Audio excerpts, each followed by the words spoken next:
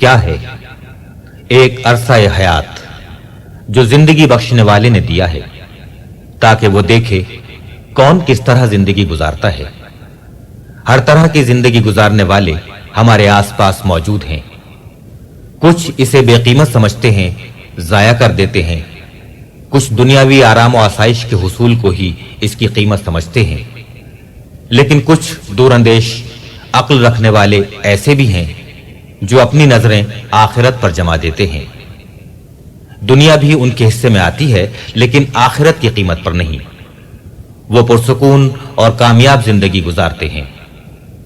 दरअसल इंसान खुद अपने बारे में फैसला करता है कि वो जिंदगी किस तरह गुजारे। हमारी खुशकिस्मती है कि मुसलमान हैं, खुदा, उसके रसूल और यौम आखिरत पर ईमान रखते हैं। इस ईमान का तकाजा है कि जिंदगी एक खास नहज पर खास अंदाज में गुजारी जाए। जिंदगी हमें ना गुजारे, हम जिंदगी गुजारें। सोच समझकर शऊरी अंदाज से अपनी और दूसरों की देखभाल करें। ऐसी तरबियत करें कि सलाहियतों और औसाफ का बेहतरीन इस्तेमाल हो। मोहतरम खुर्रम मुराद का इस मौजू पर वसी मुताला है, कुरान और हदीस और सीरत के हवाले से भी और लिटरेचर के हवाले से भी। 40 साल तहरीकी जिंदगी में ये उनका खुसूसी मौजू रहा है। तहरीकी जिंदगी के तजर्बात और मुशाहिदात से भी वो मालामाल हैं। तरबियत अपनी और दूसरों की, इस मौजू पर उन्होंने जामे अंदाज से इजहार ख्याल किया। अगर हम सीखना चाहें और अपनी तरबियत में दिलचस्पी रखते हों तो खुर्रम मुराद की इस गुफ्तगू में हमारे लिए काम की बातें और अक्ली रहनुमाई है। बिस्मिल्लाहिर्रहमानिर्रहीम। किसी इज्तिमाई तहरीक को इंसानों के जरिए और इंसानों में काम करना होता है। मुश्किल ये है कि सारे इंसान मतलूबा सांचे में ढले हुए न पाए जाते हैं और न आसानी से बनते हैं। इंसान किसी फैक्ट्री का नतीजा नहीं है कि जहां से एक ही नंबर और एक ही साइज और एक ही सांचे की ढली हुई चीजें बनकर बाहर निकलें, बल्कि बिला खौफ तरदीद ये बात कही जा सकती है कि कोई भी दो इंसान एक तरह के नहीं होते। उनका मिजाज, उनकी अकल और फहम, उनकी सलाहियत और इस्तेदाद, उनकी उफ्ताद तबा, यहाँ तक कि उनके फिंगर प्रिंट्स तक भी एक जैसे नहीं हुए हैं और ना हो सकते हैं। लेकिन किसी भी इज्तिमाइयत को इस बात की जरूरत होती है कि उसके साथ चलने वाले इंसान ऐसे हों जिनके बारे में उसको ये एतमाद हो और ये भरोसा हो कि वो एक मखसूस तर्ज अमल और एक मखसूस किरदार के हामिल होंगे।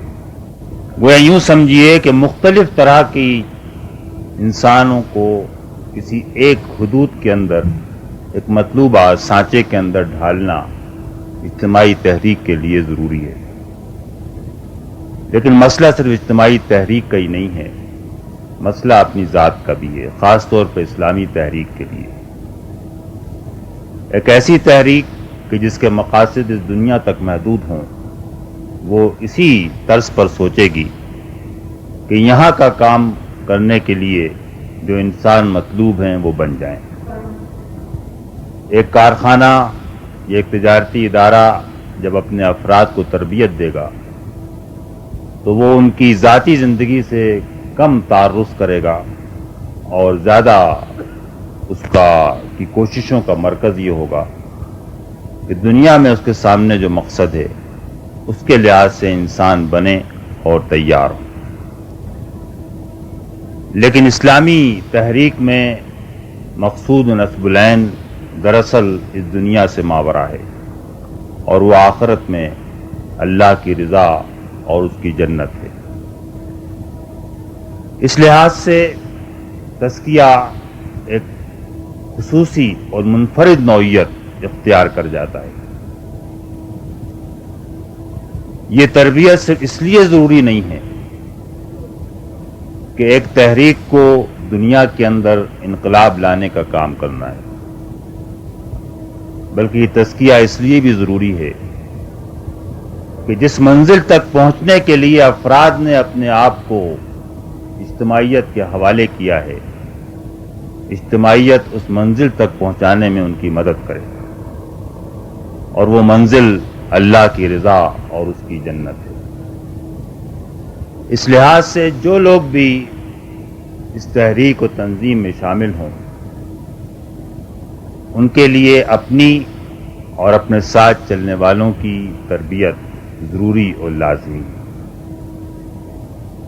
ان دونوں کے درمیان کوئی فرق نہیں ہے، اس لیے کہ یہ ایک ملا جلا عمل ہے۔ جب انسان اپنی تربیت کرتا ہے تو اس کے ساتھ دوسروں کی تربیت بھی شامل ہوتی ہے، اور جب دوسروں کے لیے تربیت کی کوشش کرتا ہے تو اس میں اپنی تربیت بھی ہوتی جاتی ہے۔ لیڈر ہوں یا پیروکار ہوں یا ساتھ چلنے والے ہوں، سب اپنی اور ایک دوسرے کی مل کر ایک مسلسل عمل اور ایک ہی عمل کے ذریعے تربیت کرتے ہیں،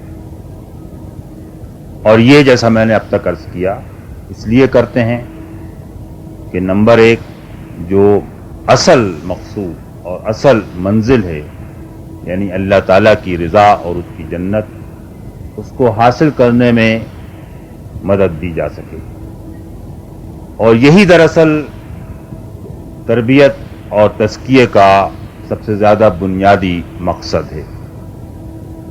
اور دوسرا اس کا مقصد یہ ہے کہ اجتماعی کام کے لیے جو انسانی وسائل درکار ہیں، وہ انسانی وسائل تیار ہوں اور وہ کام پائے تکمیل تک پہنچنا ممکن ہو سکے۔ یہ بات ذہن میں رکھنا ضروری ہے کہ یہ اجتماعی کام دراصل کار رسالت ہے، جو کام کے اسلامی تحریک نے اپنے ذمے لیا ہے۔ یہ کسی دین کے ایک پہلو کی خدمت نہیں ہے، بلکہ فی الواقع یہ وہ کام ہے کہ جو اللہ نے اپنے رسولوں کے اور اپنے انبیاء کے سپرد کیا تھا، اور اسی لیے اللہ تعالیٰ نے جہاں اپنے رسولوں کو اپنا پیغام پہنچانے، انسانوں کو بلانے اور انسانوں کے ذریعے اللہ کی زمین پر قسط کا نظام قائم کرنے کا فریضہ سپرد کیا، وہیں تزکیہ نفوس کا کام بھی ان کے سپرد کیا۔ تربیت اور تزکیہ کیا ہوگا، اس کا پورا انحصار اس بات کے اوپر ہے کہ یہ کس مقصد کے لیے، اور یہ بڑی اہم گفتگو ہے جس سے ہم اکثر غافل ہو جاتے ہیں۔ میں اگر یہ بات یوں کہوں کہ تربیت اور تزکیہ خود بھی فی نفسہ ہی مقصود نہیں ہے، بلکہ یہ بھی کسی مقصود تک پہنچنے کا ذریعہ ہے، اور کس نوعیت کی تربیت درکار ہے اور کس طرح وہ تربیت ہوگی، اس کا سارا انحصار اس بات پر ہے کہ وہ مقصد کیا ہے جو نظروں کے سامنے ہے۔ اگر آپ کو میدان جنگ میں لڑنے والے سپاہی چاہیے تو ان کو آپ مدرسے میں بٹھا کر درس نہیں دیں گے، بلکہ آپ ان کو لڑنا سکھائیں گے۔ اگر آپ ان کو لڑنا نہیں سکھا رہے اور مدرسے میں بٹھا کر درس دے رہے ہیں، اور آپ کہیں کہ ہم فوج تیار کر رہے ہیں جو میدان میں لڑے گی، تو ان دونوں کے درمیان تناقض اور تضاد کو بڑی آسانی کے ساتھ محسوس کیا جا سکتا ہے۔ تو اسی طرز کا نظام تربیت ہوگا، اسی طرز کی تربیت ہوگی، اسی طرز کے انسان تیار ہوں گے جو کہ مقصد اور منزل سے مطابقت رکھتے ہوں۔ کسی دوسرے کے نزدیک اس جنت کا راستہ کچھ بھی ہو، ہمارے نزدیک اس کا راستہ ایمان اور جہاد ہے، اور اس لیے ہمیں وہ لوگ تیار کرنا ہے کہ جو صحیح معنوں میں مومن اور مجاہد ہیں۔ ہمارے سامنے جو چیز پیش نظر ہے وہ اس کے علاوہ کچھ نہیں ہے کہ کہ ایمان اور جہاد کی راہ سے جنت تک اور اللہ کی رضا تک پہنچنے کا راستہ آسان ہو، وہ انسان تیار ہوں تو اس دنیا میں اللہ کی پکار پر لبیک کہہ کر اپنا وقت، اپنا مال، اپنی صلاحیتیں اللہ کی راہ میں کوشش کے لیے صرف کریں گے، اور ان کا مقصود اس کے علاوہ اور کچھ نہیں ہوگا کہ وہ آخرت میں اللہ کی رضا اور اس کی جنت حاصل کریں۔ ایک اور بھی پہلو اس تزکیے کا، تربیت کا بڑا اہم ہے، اور وہ یہ کہ یہ ایک جامع اور متوازن تصور ہے۔ اس میں قلب اور روح اور اخلاق اور معاملات اور صلاحیتیں یہ سب شامل ہیں۔ اکثر لوگ صلاحیتوں کو تربیت اور تزکیے کے دائرے سے خارج چیز سمجھتے ہیں، اس کو ضمنی چیز سمجھتے ہیں اور اس کی اہمیت کو محسوس نہیں کرتے۔ زبانوں پر جب یہ جملہ آتا ہے کہ تربیت کی کمی ہے تو عام طور سے ذہن میں یا تو نماز اور اس کا خشوع اور خضوع اور اس قسم کی صفات ہوتی ہیں، یا وہ اجتماعی صفات کے اجتماعات میں حاضری اور اجتماعی کاموں کی انجام دہی۔ لیکن اللہ تعالیٰ نے انسان کو جو صلاحیتیں دی ہیں اور جن کا نشو و نما، ارتقاء میری نظر میں اس کی بنیادی ذمہ داری ہے، اور جن کو استعمال کر کے اللہ کا کام بھی کرنا اور اللہ کی زمین پر اللہ کے بندوں کا کام بھی کرنا، یہ اس کے لیے اتنا ہی بڑا فرض ہے جس طرح دوسرے فرائض ہیں۔ یہ بھی اسی تربیت کا ایک حصہ ہے۔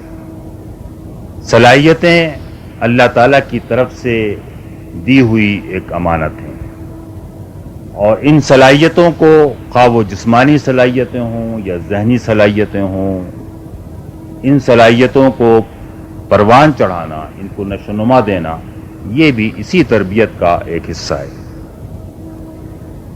اس لحاظ سے ہم یوں کہہ سکتے ہیں کہ تزکیہ دراصل اس لیے ہے کہ اللہ کی رضا اور جنت حاصل ہو، اور ہم کو ایسے افراد تیار کرنا مقصود ہیں کہ جو جامع اور متوازن طور پہ اپنی شخصیت کو پروان چڑھا کر اور اس کو نشو و نما دے کر اس کی تربیت و تزکیہ کر کے اس دنیا میں اللہ تعالیٰ کے دین کے لیے جدوجہد کر سکیں، اور بالآخر اس کے نتیجے میں آخرت میں اللہ تعالیٰ کی رضا اور اس کی جنت کے انعام سے سرفراز ہو سکیں۔ اس بنیادی گفتگو کے بعد تربیت کے لیے چند بنیادی اصول ہیں، اور سب سے پہلے میں ان اصولوں کو آپ کے سامنے پیش کروں گا۔ یہ اصول سمجھنا اور ان کو یاد رکھنا بڑا ضروری ہے۔ ان کو نہ سمجھنے اور نہ یاد رکھنے کی وجہ سے بہت ساری پیچیدگیاں اور بہت ساری غلط فہمیاں پیدا بھی ہوتی ہیں اور تربیت کا راستہ بھی روکتی ہیں۔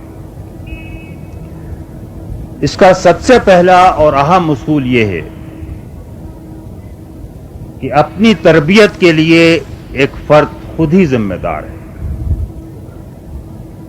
اور ایک فرد خود ہی اپنی تربیت کر سکتا ہے، کوئی دوسرا اس کی جگہ اس کی تربیت نہیں کر سکتا۔ ساری تربیت اور سارے تزکیے کی اصل اور بنیادی ذمہ داری فرد کے اوپر عائد ہے، کسی جماعت یا تنظیم یا اجتماعیت کے اوپر یہ ذمہ داری عائد نہیں ہوتی۔ اس کی بنیادی وجہ یہ ہے کہ انسان انہی کاموں کے لیے اللہ تعالیٰ کے ہاں اجر کا امیدوار ہو سکتا ہے جو اس نے خود کیے ہوں، اور جو کام اس نے خود نہ کیے ہوں، زبردستی کرائے گئے ہوں، خواہ وہ برے کام ہوں یا اچھے کام ہوں، ان کے لیے مشکل سے ہی وہ سزا یا اجر کا مستحق ٹھہر سکتا ہے۔ دوسرے انسان جو کچھ کر سکتے ہیں وہ یہ ہے کہ اس کی مدد کریں، اس کو راستہ بتائیں، اس کو تقویت پہنچائیں، کہیں وہ گرنے لگے تو اس کو اٹھا کر کھڑا کر دیں، کہیں بہکنے لگے تو صحیح راستے کی رہنمائی کر دیں، کہیں انگلی پکڑنے کی ضرورت ہو انگلی پکڑ لیں۔ لیکن جو آدمی خود کچھ نہ کرے تو کوئی دوسرا اس سے زبردستی کچھ نہیں کرا سکتا۔ اگر ایک دفعہ آپ نے اس بات کو محسوس کر لیا اور اس بات کا فیصلہ کر لیا کہ میری تربیت میری ذمہ داری ہے اور مجھے اس ذمہ داری کا بار اٹھانا ہے، تو وہ بہت سارے سوالات جو آپ کے ذہن میں پیدا ہوتے ہیں، اور ہم تو بہت چاہتے ہیں لیکن نہیں ہوتا، اور ہماری تو بڑی خواہش ہے لیکن یہ چیز ہو نہیں پاتی، یہ سوالات پیدا نہیں ہوں گے۔ جو آدمی خود اپنی ذمہ داری قبول کر لے گا، اس بات کو محسوس کرے گا کہ اس کو کیسا بننا ہے، اس کی ضرورت کا اس کو احساس ہوگا، اس کو اپنی خامیوں کا احساس ہوگا، تو پھر وہ واضح طور پہ اپنے ہدف کی طرف آگے بڑھے گا۔ یہ اللہ تعالیٰ کا جو پورا قانون ہے، جو اس نے قرآن مجید میں بڑی کثرت سے بیان کیا ہے، وہ اس کے بالکل برخلاف ہے۔ انسان کو وہی ملے گا، وہ وہی بنے گا جس کے لیے وہ کوشش کرے گا۔ لیس للانسان الا ما سعی، جو صحیح نہ کرے اور خواہشات اور تمناؤں کو ہی صحیح سمجھ لے تو وہ کہیں پہنچ نہیں سکتا۔ تو یہ بات بڑی اہم ہے کہ اگر آپ خود اپنے مقام پر اپنی تربیت کی ذمہ داری قبول کریں گے تو اللہ تعالیٰ آپ کے لیے راہیں کھولتا چلا جائے گا۔ یہ اجتماعی ماحول آپ کو ایک نعمت غیر مترقبہ محسوس ہوگا۔ یہاں سے آپ کو جو کچھ ملے گا وہ آپ کے لیے مفید اور نافع ہوگا، اور اگر آپ نے خود سننا نہ چاہا، خود دیکھنا نہ چاہا، خود چلنا نہ چاہا، خود کرنا نہ چاہا، تو ان میں سے کوئی چیز آپ کو فائدہ نہیں پہنچا سکتی۔ اس میں سے ہر چیز جو ہے وہ ضائع جائے گی، اس سے پہلے بھی ضائع جاتی رہی ہے، آئندہ بھی ضائع جائے گی۔ اس لیے کہ ان میں سے کوئی چیز بھی آپ کے اپنے کوشش کا بدل نہیں بن سکتی۔ اور پہلی بات تربیت کا بالکل میری نظر میں بنیادی اصول یہ ہے کہ ہر شخص کو اپنی منزل کے لیے تک پہنچنے کا، اس کے لیے کوشش کرنے کا کی ذمہ داری خود اٹھانا پڑے گی۔ اور اسی لیے قیامت کے روز اللہ تعالیٰ نے یہ بات بھی واضح کر دی ہے کہ ہر آدمی اکیلا کھڑا ہوگا اللہ کے سامنے اور فردن فردن اپنی جواب دہی کرے گا۔ تربیت کا دوسرا اصول، بنیادی اصول یہ ہے کہ یہ بڑا مسلسل اور بڑا متنوع اور بڑا جامع عمل ہے۔ جو ہم نے اس کی پوری تعریف کی ہے تربیت و تزکیہ کے عمل کی، اس کے بعد اس کی تفصیل کی ضرورت نہیں ہے۔ مسلسل اس لیے ہے کہ یہ وہ عمل ہے جو شروع سے لے کر اور شاید آخری سانس کے آنے تک جاری رہے گا۔ متنوع اور جامع اس لیے ہے کہ پوری انسان کی وہ بڑی پیچیدہ اور جامع شخصیت، ذہن و دل و دماغ اور اعمال اور تعلقات کے بے شمار گوشے اور پہلو، یہ سب اس کے اندر سمٹے ہوئے ہیں۔ تو جیسا میں نے پہلی تقریر میں کہا تھا کہ ہر کام کے لیے ایک نقطۂ آغاز ہونا چاہیے، اور ہر کام کے لیے کوئی ایک مرکزی مقام ہونا چاہیے جو اگر ہاتھ میں آئے تو آدمی بہت سارے کاموں کے اندر بھی گھرا ہوا ہمیشہ بنیاد سے کام کرے اور ہمیشہ اپنے مرکز کی طرف لوٹ کے آئے، تو یہ عمل جس میں نشیب و فراز بھی بار بار آئے گا، اس میں آدمی پھر لوٹ کر اسی مرکز کی طرف رجوع کر سکتا ہے۔ قرآن مجید کے مطالعے سے یہ بات واضح ہوتی ہے کہ انسان کی ساری زندگی میں مرکز کی حیثیت جس چیز کو حاصل ہے وہ اس کا قلب ہے۔ قلب سے مراد وہ پمپ نہیں ہے جو کہ جسم میں خون کو پمپ کرتا ہے، بلکہ قلب قرآن مجید کی اصطلاح میں انسان کی شخصیت کا وہ مرکز ہے جو اس کی نیت، اس کے ارادے، اس کے عزم، اس کے جذبات، اس کے محرکات، ان سب کا جو منبع، سرچشمہ، مرکز ہے، وہ اس کا قلب ہے۔ اور قلب کی اصطلاح قرآن مجید نے بڑی کثرت کے ساتھ جگہ جگہ مختلف معنوں میں اسی لحاظ سے استعمال کی ہے کہ اصل میں قلب ہی انسان ہے۔ نجات کا مستحق بھی جو ہے وہ قلب ہوگا، اور سزا کے مستحق بھی یہ قلب ہوگا جہاں پر کہ آگ چڑھے گی اور جھانکے گی اور اس کو اپنی گرفت میں لے گی۔ مختلف انداز سے یہ بات جو ہے قرآن مجید نے واضح کی ہے۔ الا من اتى اللہ بقلب سلیم، وہی اللہ تعالیٰ کے عذاب سے نجات پائے گا جو کہ قلب سلیم لے کر آئے گا۔ ھذا ما توعدون لکل اواب حفیظ من خشی الرحمن وجاء بقلب منیب۔ یہ جنت، اس کا وعدہ ان سے کیا گیا ہے جو بار بار لوٹنے والے ہوں، اور یہ لوٹنے کا فعل بھی قلب کا ہے، جو حفاظت کرنے والے ہوں یہ بھی ایک قلب کا فعل ہے، وجاء بقلب منیب، اور جو ایک رجوع کرنے والا دل لے کر اللہ کے حضور میں حاضر ہوگا، وہی اللہ تعالیٰ کے ہاں اس جنت کی بشارت اور اس کے مجدے کا مستحق ہوگا۔ پھر فرمایا کہ جو لوگ نہیں دیکھتے تو اس کی وجہ یہ نہیں ہوتی کہ چہرے پر جو آنکھیں ہیں وہ دیکھنے سے انکار کر دیتی ہیں، انہا لا تعمی الابصار ولکن تعمی القلوب التی فی الصدور، نگاہیں اندھی نہیں ہوتی، سب دیکھتی ہیں، سب جانتی ہیں، سب معلوم ہوتا ہے، لیکن وہ دل اندھے ہو جاتے ہیں کہ جو دلوں کے اندر ہیں، التی فی الصدور۔ اور فرمایا کہ فی قلوبہم مرض، جو بھی امراض باہر ہیں ان سب کی جڑ جو ہے وہ یہ دل ہے۔ ایمان کا مسکن بھی دراصل دل ہے۔ فرمایا کہ ایمان تمہارے دلوں میں داخل نہیں ہوا، حبب الیکم وزینہ فی قلوبکم، اس نے ایمان کو تمہارے لیے محبوب کر دیا اور اس کو تمہارے دلوں کی زینت بنا دیا۔ تقوی کا مسکن بھی دل ہے۔ فرمایا کہ تقوی جو ہے وہ دلوں کا تقوی ہے، اور نبی کریم صلی اللہ علیہ وسلم کی وہ مشہور حدیث ہے جس میں آپ نے 3 دفعہ اپنے سینے کی طرف اشارہ فرمایا اور فرمایا کہ التقوی ہا ہونا، تقوی ظاہر میں جو کچھ بھی ہو لیکن تقوی دراصل یہاں دل کے اندر موجود ہے۔ لن ینال اللہ لحومها ولا دماؤها ولکن ینالہ التقوی منکم، اور یہ تقوی ہے جو کہ اللہ کے ہاں قبولیت حاصل کرتا ہے، نہ کہ ظاہری اعمال اور خون اور قربانی کا گوشت، یہ وہ چیزیں نہیں ہیں، بلکہ دلوں کے اندر جو کچھ کیفیت ہے یہ اللہ کے ہاں قبول ہوتی ہے۔ اس ساری بات کو سمیٹ کر جو بات میں نے کہی ہے اس کو ایک ارشاد نبوی صلی اللہ علیہ وسلم میں یوں کہا گیا ہے کہ اللہ الا ان فی الجسد مضغہ اذا صلحت صلح الجسد کلہ واذا فسدت فسد الجسد کلہ الا وہی القلب۔ اچھی طرح سن لو کہ انسان کے جسم میں گوشت کا ایک لوتھڑا ہے، اگر وہ سدھر جائے تو سارا جسم سدھر جاتا ہے، اور وہ بگڑ جائے تو سارا جسم بگڑ جاتا ہے۔ الا وہی القلب، خوب اچھی طرح سن لو کہ یہ قلب ہے۔ گویا یہ قلب اگر سدھرے گا تو ساری زندگی سدھرے گی، اس کی تربیت و تزکیہ ہوگا۔ یہ قلب نہیں سدھرے گا تو آپ ظاہر سے جو کچھ بھی لبادے اوڑھ لیں، آپ کو قدم قدم پر ناکامیوں کا سامنا پیش آئے گا۔ اس کے بعد تیسرا اصول جو ہے وہ یہ ہے کہ تربیت کے لیے ارادے اور عزم کی ضرورت ہے۔ ارادے کا کچھ ذکر تو پہلے اصول کے تحت آ گیا، لیکن اس کو ذرا تھوڑا سا اور یہاں پر زیادہ تفصیل کے ساتھ سمجھنے کی ضرورت ہے۔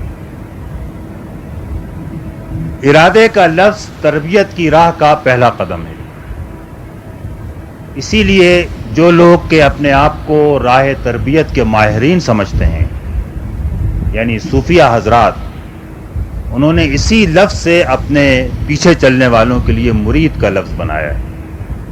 مرید کے معنی ہی اس کے ہیں کہ جو ارادہ کر لے، جو ارادہ کر لے بس وہی اس راہ پہ چل سکے گا اور وہی اس راہ پر چلے گا۔ تو قرآن مجید نے بھی اسی ارادے کے لفظ کو اور عزم کے لفظ کو بڑی کثرت کے ساتھ انہی معنوں میں استعمال کیا ہے۔ من اراد الآخرۃ وسعی لہا سعیہا وہو مومن فاولئک کان سعیہم مشکورا، جس نے آخرت کا ارادہ کر لیا اور اس کے لیے کوشش کی جیسا کوشش کرنے کا حق ہے، اور وہ ایمان اس کے پاس موجود ہے، اس کی ساری کوشش کی اجر اس کو ملے گا، اس کی قدردانی کی جائے گی۔ تو آخرت کے ساتھ بھی اللہ تعالیٰ نے ارادے کا لفظ بار بار استعمال کیا ہے، اس لیے ایک اصل منزل تو ہم نے پہلے ہی دیکھا نا کہ فرد کی اصل منزل جو ہے وہ آخرت ہے، اور اس کے لیے یکسو ہو کر ہی، اس کے لیے ارادہ کر کے ہی انسان تربیت کی راہ پہ آگے بڑھ سکتا ہے۔ ارادہ کمزور ہو جب ہی انسان بھٹکتا ہے اور گرتا ہے۔ اللہ تعالیٰ نے انسان کی دو بنیادی کمزوریاں جو کہ اس کے امتحان کے لیے لازمی تھیں کہ اس کے اندر یہ کمزوریاں رکھی جائیں، لیکن ان کمزوریوں سے غافل ہو کر ان کے علاج کی فکر بھی برابر ضروری ہے، وہ قصہ آدم میں بیان فرما دی۔ ایک کمزوری ہے غفلت اور بھول جانا۔ آدم جو ہیں وہ بھول گئے۔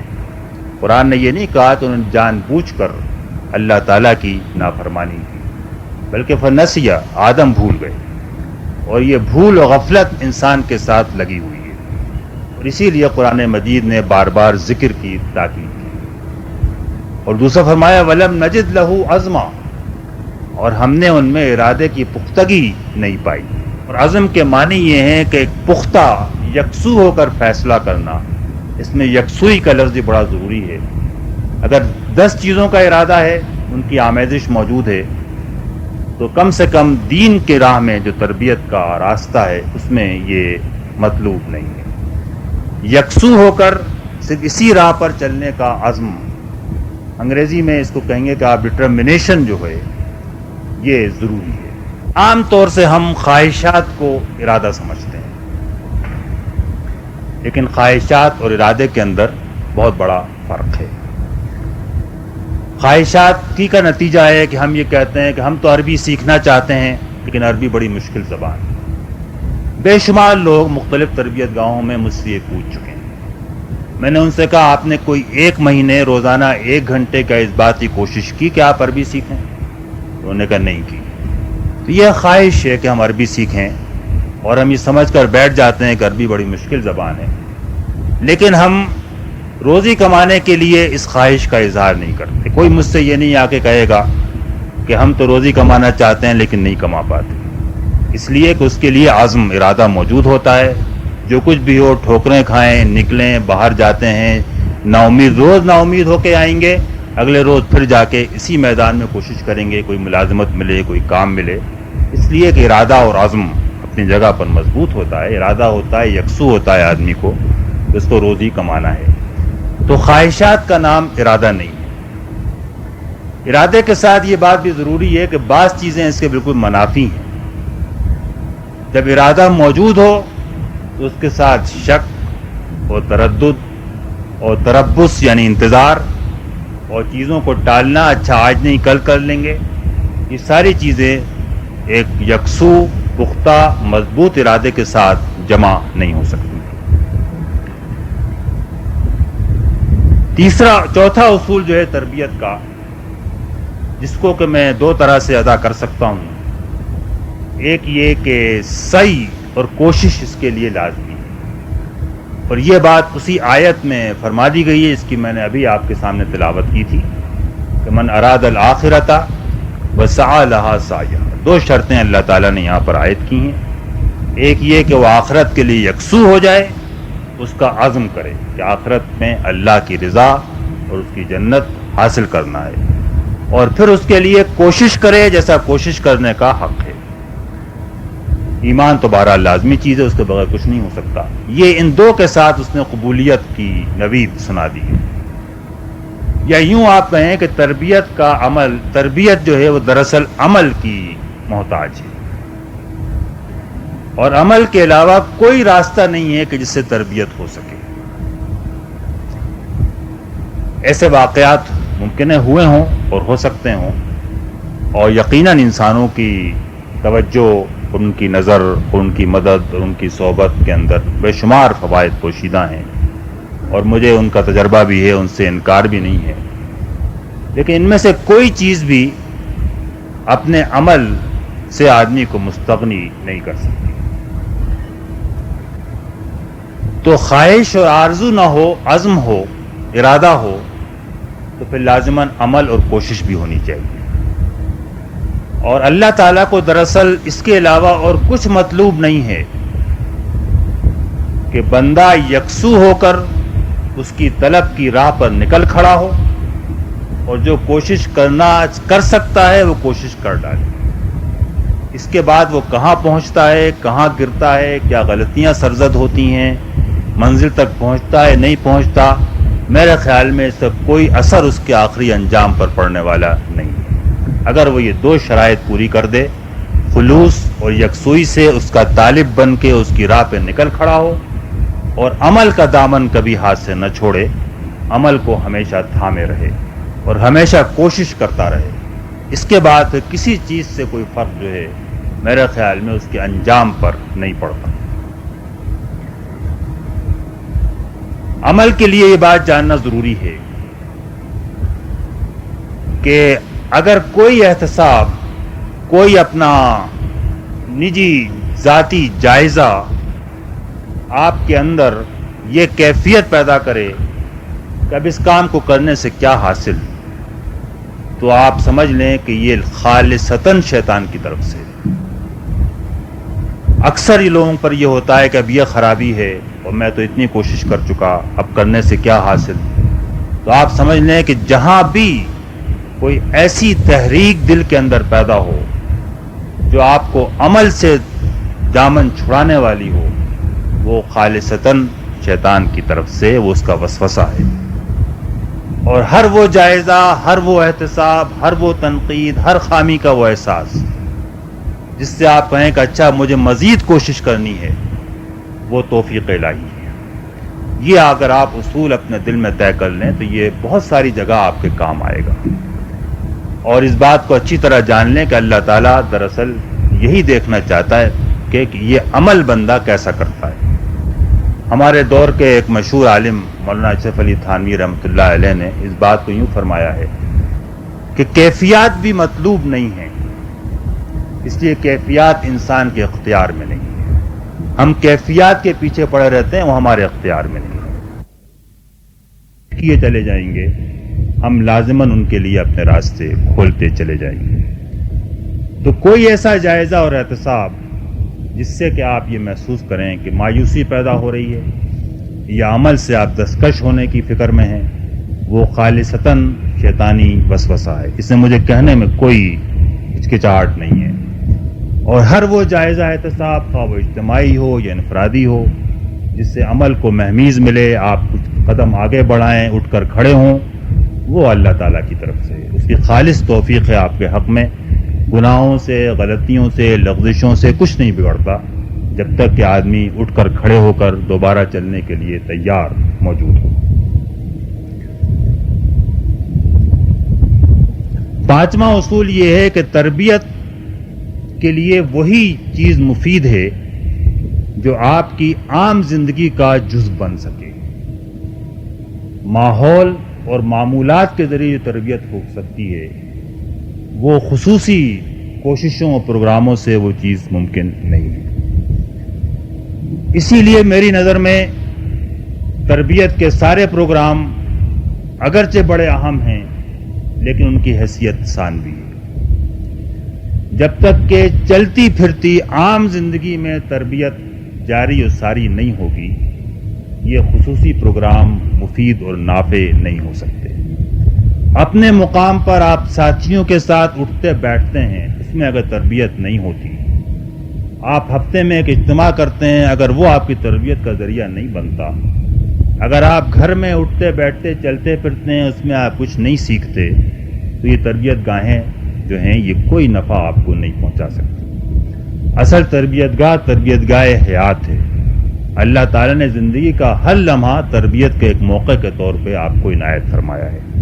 بچے ہوں، بیوی ہو، دوست ہوں، احباب ہوں، کاروبار ہو، جو چیز صبح سے شام تک پیش آ رہی ہے، ان میں سے جس چیز کو آپ استعمال کرنا چاہیں تربیت کے لیے استعمال کرتے ہیں، جس سے آپ غافل ہو جائیں وہ موقع آپ کے ہاتھ سے نکل جائے گا۔ یہاں تک کہ ایک مشہور اردو کے مثل موجود ہے، کسی نے لقمان سے پوچھا تم نے حکمت کہاں سے سیکھی؟ اس نے کہا جاہلوں سے۔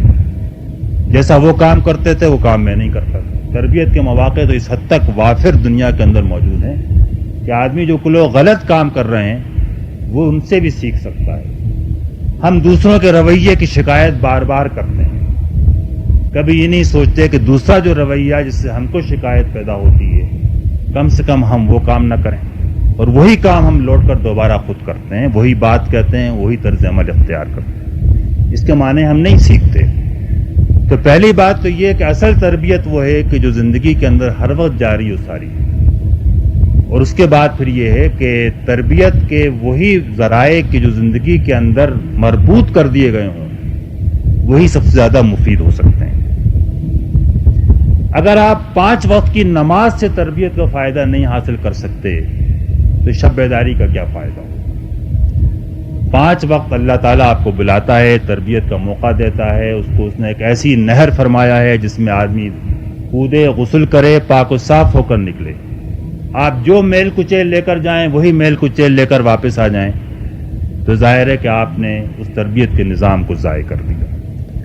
نبی کریم صلی اللہ علیہ وسلم کا بھی یہی طریقہ تربیت تھا، تو قرآن مجید نے بھی اسی کو اختیار کیا کہ جو بھی تربیت کے ذرائع ہیں وہ زندگی کے اندر داخل ہو کر اسی کے ساتھ مربوط ہو جائیں، اور اس کی ضرورت نہ پڑے کہ بار بار انسان کو کھینچ کر الگ سے تربیت دی جائے۔ اور آج کی جو ماڈرن ٹریننگ کے بارے میں ریسرچ اور ٹیکنیکس ہیں اس میں بھی یہ بات کہی جاتی ہے کہ آن جاب ٹریننگ جو ہے وہ سب سے زیادہ نافع ہوتی ہے۔ مینیجرز کو بلا کر تربیت دے کر واپس بھیجا جاتا ہے تو وہ اتنے مفید نہیں ہوتے، لیکن آن جاب جب ان کو ٹریننگ دی جاتی ہے تو اس کو جذب کر لیتے ہیں، اس کو استعمال کرتے ہیں۔ تو زندگی پوری کی پوری اگر ایک جاب ہے تو یہ آن جاب ٹریننگ جو ہے، اسی کام کو کرتے ہوئے تربیت جو ہے، تربیت کے وہ ذرائع جو آپ اس کے اندر جاری و ساری کر لیں وہی مفید ہوں گے۔ میرا خیال یہ ہے کہ اس بات کو کہنے کہ میں کوئی حرج نہیں ہے کہ میرا اپنا مطالعہ یہ ہے کہ اب ان میں سے اکثر ذرائع جو دین نے تجویز کیے تھے وہ تو بہت عرصہ ہوا ہم ضائع کر چکے تھے، پوری امت ضائع کر چکی تھی۔ نماز کو ہم نے ضائع کر دیا تھا، اور نماز ہی سب سے بنیادی تربیت کا ذریعہ تھا۔ اور جو ذرائع کہ ہم نے خود اختیار کیے تھے، ہفتے وار اجتماع کارکنان اور اس کے اندر درس اور تعلیم، لٹریچر کا مطالعہ، وہ بھی ہم بڑی حد تک ضائع کر چکے ہیں۔ اور اگر ہم کو تربیت کو کرنا ہے دوبارہ تو ہم کو پہلے انہی ذرائع کو زندہ اور جاندار بنانا پڑے گا۔ چھٹی چیز جو ہے وہ یہ کہ تربیت کے لیے وقت کی ضرورت ہے۔ وقت ہی جو ہے وہ اصل چیز ہے۔ اللہ تعالیٰ نے آپ کو جو کچھ دیا ہے وہ زندگی، موت، حیات اور موت، تخلیق اور موت کے درمیان کا وقفہ ہے۔ یہ وقفہ کیا ہے؟ یہ وقت ہے، اور اسی میں وہ آپ کو آزمانا چاہتا ہے کہ آپ کیسے عمل کریں گے۔ لنبلوکم ایکم احسن عملا۔ تو یہ وقت جو ہے دراصل یہ آپ کی اصل متاع ہے، اور یہ متاع جو ہے یہ روز آپ کے ہاتھ میں آتی ہے اور نکل جاتی ہے، اور یہ جب ایک دفعہ نکل جائے گی تو آپ لاکھ آرزو اور خواہش کریں دوبارہ لوٹ کے نہیں آئے گی۔ اور اللہ تعالیٰ نے اس بات کو بڑے مؤثر انداز میں ایک جگہ نہیں کئی جگہ قرآن مجید میں واضح کیا ہے۔ اس نے روز روز کی مثالیں دے کے تو واضح نہیں کیا، لیکن موت کے وقت کا منظر اس نے کئی جگہ کھینچا ہے۔ انسان کہے گا کہ کاش میں لوٹا دیا جاؤں، کاش دوبارہ موقع مل جائے، کاش کسی طریقے سے پھر مجھے عمل کی مہلت ملے، لیکن اب کوئی مہلت نہیں ملے گی۔ یوں آپ سمجھ لیں کہ آج صبح اگر فجر کی نماز قضا ہو گئی تو اب عمر بھر کم سے کم آج کی صبح کی نماز کو ادا کرنے کا کوئی اور موقع آپ کو نہیں ملے گا۔ وہ موقع ہاتھ سے نکل گیا۔ تو جو وقت کے ہاتھ سے نکل گیا، جو موقع نکل گیا، وہ دوبارہ ہاتھ میں آنے والا نہیں۔ یہ میں نہیں کہتا کہ ہم میں سے ہر شخص اپنے وقت کے ہر لمحے کا پورا صحیح استعمال کر سکتا ہے، یہ تو بہرحال اللہ تعالیٰ خود بھی میزان لگائے گا۔ اگر وقت کے زیادہ حصے کا صحیح استعمال ہوگا یقیناً وہ ان کو اصحاب الیمین میں تو ضرور شامل کرے گا جن کا پلڑا بھاری ہوگا، لیکن یہ کوشش کرنی چاہیے کہ زیادہ سے زیادہ وقت صحیح طور پہ استعمال ہو۔ اس کے لیے ایک معمولی سی ٹیکنیک ہے، اور وہ یہ ہے کہ آپ سال میں 6 مہینے میں کبھی ایک دفعہ بیٹھ کر اپنے وقت کا آڈٹ کریں، اور وقت کا آڈٹ آپ یوں کریں کہ ہفتے 2 ہفتے آپ یہ نوٹ کریں کہ ہر منٹ آپ کس کام میں صرف کر رہے ہیں۔ صبح سے شام تک کا آپ ایک شیٹ بنا لیں اور یہ دیکھیں کہ آپ اپنے وقت کو آپ نے کس طرح صرف کیا، اور اس میں آپ 15-15 منٹ کے وقفے لے لیں، آدھا گھنٹے کے وقفے لے لیں، 1-1 گھنٹے کے وقفے لے لیں، اور پورا آپ حساب لگا لیں کہ 24 گھنٹے میں سے آپ نے اس وقت کو کن کاموں میں صرف کیا، اور 2 ہفتے بعد 3 ہفتے بعد جتنا آپ مناسب سمجھیں یہ حساب رکھ کے اور بیٹھ کر آپ کیلکولیٹ کر لیں، اس کا حساب لگائیں، جائزہ لے کر دیکھیں کہ واقعی کتنا وقت صحیح کام میں لگا، کتنا وقت کام میں لگا ویسے ہی گزر گیا، اور کتنا وقت ضائع ہوا۔ یہ اگر آپ کام کر لیں، اور پھر آپ یعنی میں آپ کو یہ کہوں گا کہ ایک دفعہ آپ اس کو کریں گے، اور اگر آپ نے واقعی کوشش کی کہ پھر اپنے وقت کو آگے صحیح استعمال کریں، تو اس کے بعد پھر 6 مہینے بعد پھر واپس ضائع ہونا شروع ہو جائے گا۔ اس لیے لوٹ لوٹ کے اس کام کو بار بار کرنے کی ضرورت پڑے گی۔ یہ اب آپ کے اوپر منحصر ہے کہ کتنے وقفے کے بعد آپ کریں گے، 3 مہینے بعد، 6 مہینے بعد، 1 سال کے بعد، لیکن اپنے وقت کا یہ اگر آپ آڈٹ کر کے اپنا جائزہ احتساب کر کے اس کو استعمال کریں تو پھر آپ اپنے وقت کو صحیح استعمال کر سکتے ہیں۔ اور بہت سارے کام جن کے لیے ہم کو شکایت رہتی ہے کہ وقت نہیں ملتا، آپ کو معلوم ہوا کہ وقت تو بہت تھا، لیکن یہ کہ ہم نے اس کو صحیح استعمال نہیں کیا۔ 7ویں چیز جو ہے تربیت کے لیے، جس کو کہ میں خود ایک دینی اصطلاح سے یوں بیان کرتا ہوں، وہ احسان کی صفت ہے۔ میں نے احسان کا لفظ ذرا ان معنوں سے وسیع معنوں میں استعمال کیا ہے کہ جن معنوں میں عام طور سے اس کو سمجھا اور سمجھایا جاتا ہے، لیکن وسیع معنوں میں استعمال کرنے کے لیے میرے پاس دلیل موجود ہے۔ احسان کی تعبیر حدیث میں یہ ہے کہ تم اللہ کی بندگی اس طرح کرو گویا کہ اس کو دیکھ رہے ہو۔ اگر یہ تعبیر ہے تو اس کے معنی یہ ہیں کہ جب آدمی کسی کا دیا ہوا کام کسی کی نگاہوں کے سامنے کرتا ہے تو اس کو زیادہ سے زیادہ اچھا اور بہتر کرنے کی کوشش کرتا ہے، اور آسنا کے معنی یہ ہیں کہ خوب سے خوب تر بنانے کی کوشش۔ انگریزی میں احسان کا ترجمہ اگر صحیح کیا جائے گا تو وہ ایکسیلنس سے کیا جا سکتا ہے کہ آدمی ایکسیلنٹ بنانے کی کوشش کرے، ایکسیلنس کی تلاش میں رہے، اور ہر کام میں اس کی تلاش کرے کہ وہ بہتر سے بہتر ہو۔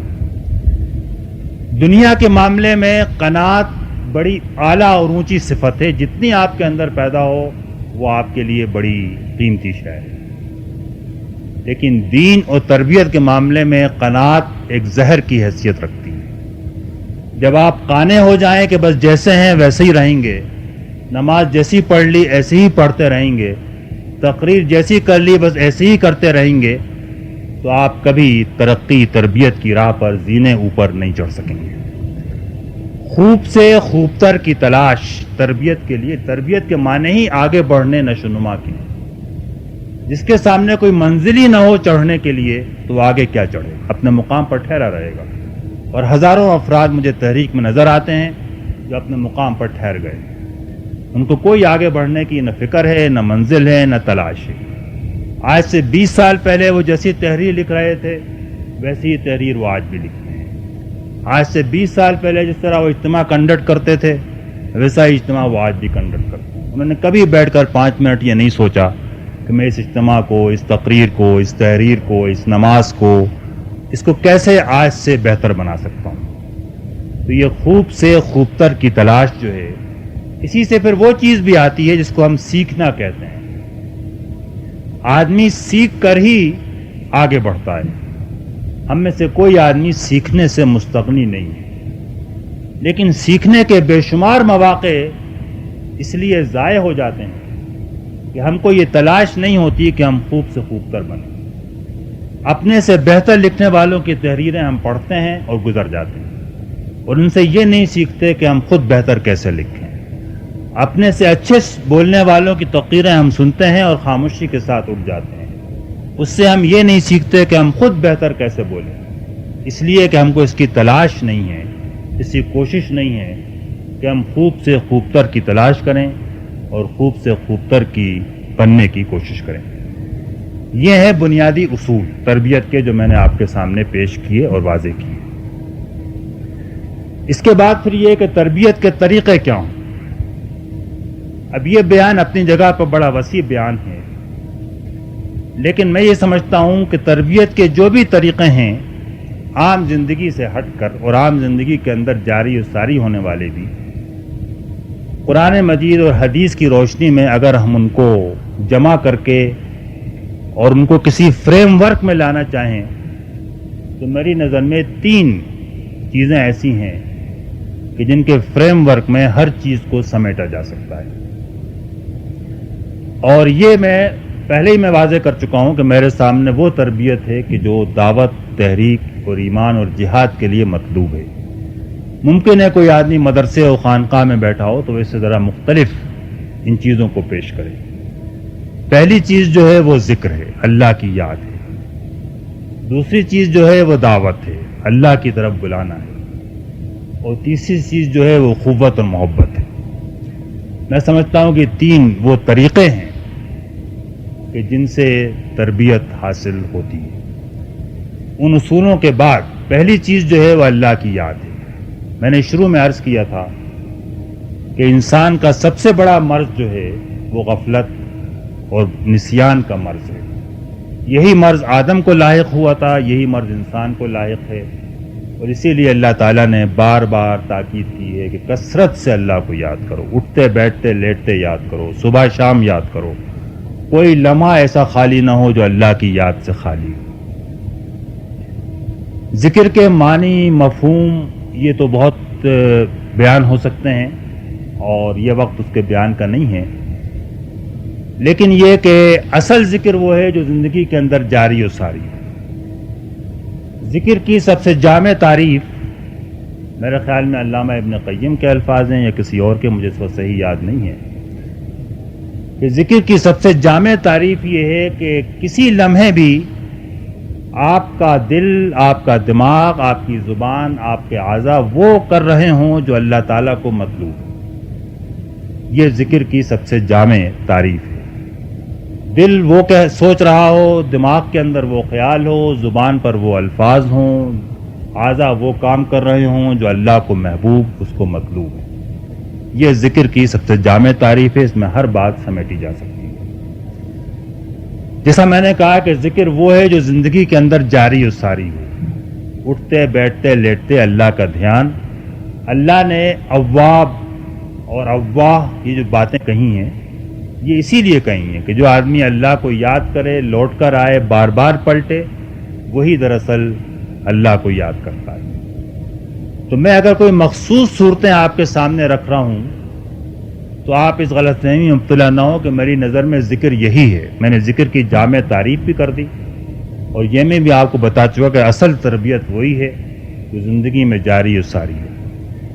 لیکن زندگی میں ذکر کو جاری و ساری کرنے کے لیے کچھ تدابیر ہیں، کچھ ذکر کی خاص صورتیں ہیں کہ جو اللہ تعالیٰ نے خود تجویز کر کے ہمارے ہاتھ میں تھمائی ہیں، کیونکہ ذکر سب سے بڑی بنیاد ہے، سب سے زیادہ اہم ہے، اس لیے اللہ تعالیٰ نے سب سے بڑھ کر اس کا اہتمام کیا ہے۔ اس نے اپنی پوری کتاب ہی اس ذکر کے لیے نازل کی ہے، قرائے کی تذکیر کے لیے کہ تمہارے لیے ذکر ہے۔ تو نماز اور قرآن اور موت، یہ تین چیزیں ہیں جو مخصوص صورتیں ہیں جن کے ذکر کی تاکید ہے، بلکہ تاکید الفاظ میں نہیں ہے، ان کا ذکر کرایا گیا ہے۔ نماز 5 وقت کی فرض کی گئی ہے، اقیم الصلاۃ کا حکم دیا گیا ہے، اس کو زندگی میں لا کر بالکل مربوط کر دیا گیا ہے کہ کوئی لمحہ نماز سے خالی نہ ہو۔ قرآن مجید کی تلاوت کی تاکید ہے، اور قرآن مجید میں جن چیزوں کا ذکر کیا گیا ہے ان میں سب سے بڑھ کر جو چیزیں ہیں ان میں سے ایک موت اور آخرت ہے۔ تو یہ پورے قرآن ہی سے ہم چیزوں کو اخذ کر سکتے ہیں۔ تو نماز اس طرح پڑھنا کہ اللہ کے ذکر سے بھری ہوئی ہو، یہی نماز کا مقصود ہے۔ اقیم الصلاۃ لذکری۔ قرآن مجید کا مطالعہ اس طرح کرنا کہ اللہ کا قرب نصیب ہو، اسی کے ذریعے قرآن دراصل اللہ تعالیٰ سے کلام کا فائدہ پہنچا سکتا ہے، اور اللہ تعالیٰ سے ملاقات کا متوقع رہنا، اس پر یقین رکھنا، اس کو یاد کرتے رہنا، یہ دراصل موت کی یاد ہے۔ حضور کی ایک حدیث ہے کہ میں تمہارے درمیان 2 مرشد چھوڑ کے جا رہا ہوں، ایک خاموش مرشد ہے اور ایک بولنے والا مرشد۔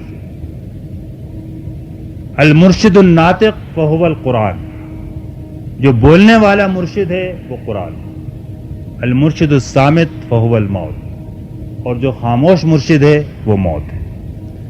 یہ 2 مرشد ہیں، 2 پیر ہیں کہ جن کا دامن آدمی پکڑ لے تو اللہ کی یاد بھی زندگی میں جاری و ساری ہوگی اور تربیتی کوششیں بھی برابر ہوں گی، ایک قرآن اور دوسرے اللہ سے ملاقات یعنی موت۔ ایک اور حدیث میں حضور نے فرمایا کہ دلوں کو زنگ لگ جاتا ہے. ہم سب کو اس کا تجربہ ہے. کبھی دل غافل ہوتے ہیں. یہ سوال بھی ہوا تھا کہ دلوں میں جذبہ کیسے پیدا ہو اور کیسے یہ کیفیات پیدا ہوں. تو آپ نے کہا دلوں کو زنگ لگ جاتا ہے. صحابہ نے پوچھا اس کا علاج کیا ہے؟ آپ نے فرمایا کثرت سے قرآن کی تلاوت اور موت کا ذکر، یہ اس کا علاج ہے. دوسری بات جو میں نے کہی وہ دعوت ہے، اور اللہ کی طرف بلانے سے بڑھ کر تربیت کا کوئی اور ذریعہ نہیں. میرے ذہن نے اس تقسیم کو اب قبول نہیں کرتا کہ تربیت ایک الگ فعل ہے اور دعوت ایک الگ فعل ہے. میرے خیال میں یہ دونوں ایک ہی چیز ہیں، مختلف پہلوؤں سے ان کو ہم پیش کر سکتے ہیں. تزکیے کا عمل بھی دعوت کے علاوہ کچھ نہیں ہے. یہ جو کچھ میں آپ سے کر رہا ہوں ایک دعوت ہے، اور جیسا میں شروع میں کہہ چکا کہ ہم اس کے علاوہ کوئی تزکیہ نہیں کر سکتے کہ لوگوں کو دعوت دیں کہ اچھے بن جاؤ. شیطان بھی اس کے علاوہ کچھ نہیں کر سکتا کہ آپ کو دعوت دے کہ برے بن جاؤ. تو تزکیہ دراصل دعوت کے علاوہ تو کچھ نہیں. اور ساری دعوت کا مطلوب یہ ہے کہ انسانوں کا تزکیہ ہو، وہ اللہ کی طرف لوٹیں، اس سے جڑیں، اس سے کام میں لگ جائیں. تو یہ دراصل ایک ہی سکے کے دو پہلو ہیں، دو اس کی سائڈز ہیں. تو دعوت جو ہے یہ تربیت کی بہترین صورتوں میں سے ایک صورت ہے. اگر آدمی اللہ کے بندوں کو اللہ کی طرف بلانے کے کام میں لگ جائے تو یہ وہ ایک ایسا کام ہے کہ جس سے اس کا اپنا تزکیہ ہوتا ہے. سید مودودی رحمۃ اللہ علیہ کے الفاظ میں جس برتن کو بہت سارے ہاتھ مانجنے میں لگ جائیں تو برتن لازماً صاف ہو کر رہے گا. اور آپ اگر یہ اصول بنا لیں کہ جو کچھ آپ دوسروں سے کہیں گے وہ خود بھی کرنے کی کوشش کریں گے تو پھر تو دعوت اکسیر ہوگی آپ کی اپنے تربیت تزکیے کے لیے. میں یہ نہیں کہہ رہا کہ پہلے ہم خود کر کے کامل ہو